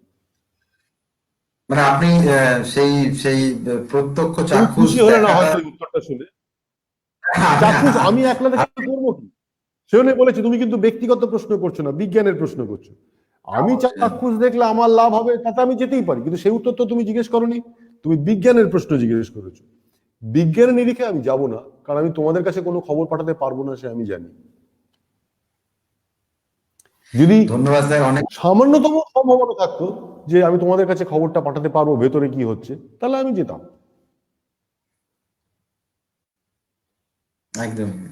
হ্যাঁ, আর আপনি খুব সুন্দরভাবে বলেছেন, এটাই এটাই হওয়া উচিত। মানে আহ, জীবন যদি দিতে হয় তাহলে কিছু কাজ করে দেওয়াই ভালো, মানে শুধু শুধু জীবন দিয়ে। না, সেটা সেটা যত সামান্যই হোক, যত সামান্যই হোক। একদম। Thank you sir. আচ্ছা, একজন একটা প্রশ্ন করছে, আমি লাস্ট এই প্রশ্নটা নিয়ে স্যার আপনাকে ছেড়ে দেবো, কারণ উনি হঠাৎ প্রশ্ন করেছেন যে ব্ল্যাক হোল থেকে রেডিয়েশন কিভাবে বের হয়, একটু সংক্ষেপে ব্যাখ্যা করে দিন। এটা কিন্তু এই আমরা প্রশ্নটা আলোচনাটা করে ফেলেছি। এটা অলরেডি আমরা করে আলোচনাটা ফেলেছি। করে ফেলেছি। হকিং রেডিয়েশন বলে একটা বস্তু আছে, সেটা ব্ল্যাক হোলের ভেতর থেকে বের হয়। সেটা এক্স্যাক্টলি ব্ল্যাক হোলের ভেতর থেকে বের হয় আহ, বলা ঠিক হবে না, কারণ যে প্রসেসটা, কোয়ান্টাম প্রসেসটা, সেটা ব্ল্যাক হোলের বাইরে হয়। ঠিক আছে? কিন্তু ব্ল্যাক হোলের ভেতরে যে নেগেটিভ এনার্জি হয়, তার ফলে ব্ল্যাক হোলটার ওজনটা বা শক্তিটা কমে যায়। তার ফলে ব্ল্যাক হোলটা আস্তে আস্তে কমতে থাকে, সেটা ঠিকই ইভাপোরেট করে। কিন্তু ওই যে ব্ল্যাক হোলের ভেতরেই যে প্রসেসটা হচ্ছে, সেখান থেকে কোনো খবর আমরা পাচ্ছি তা কিন্তু পাই না।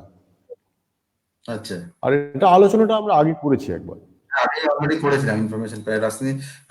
যে যিনি প্রশ্ন করেছেন উত্তম মহান্তে, আপনি একটু পরে এই ভিডিওটা দেখে নিতে পারেন। প্রথম দিকে মাঝামাঝি জায়গায় এই নিয়ে অলরেডি স্যার আলোচনা করেছেন। ঠিক আছে স্যার, অনেক অনেক ধন্যবাদ আপনাকে এত সুন্দর করে বুঝিয়ে দেওয়ার থ্যাংক জন্য। ইউ। স্যার আপনাকে আর আটকাবো না। Thank you. শুভরাত্রি স্যার। দর্শক যারা রয়েছেন আমাদের সাথে থাকার শুভরাত্রি জন্য দেব। ধন্যবাদ। আমারও খুব ভালো লাগলো, তোমরা খুব রেলিভেন্ট প্রশ্ন করেছো, কাজে আমার ভালোই লাগলো। ঠিক আছে, থ্যাংক ইউ। ধন্যবাদ।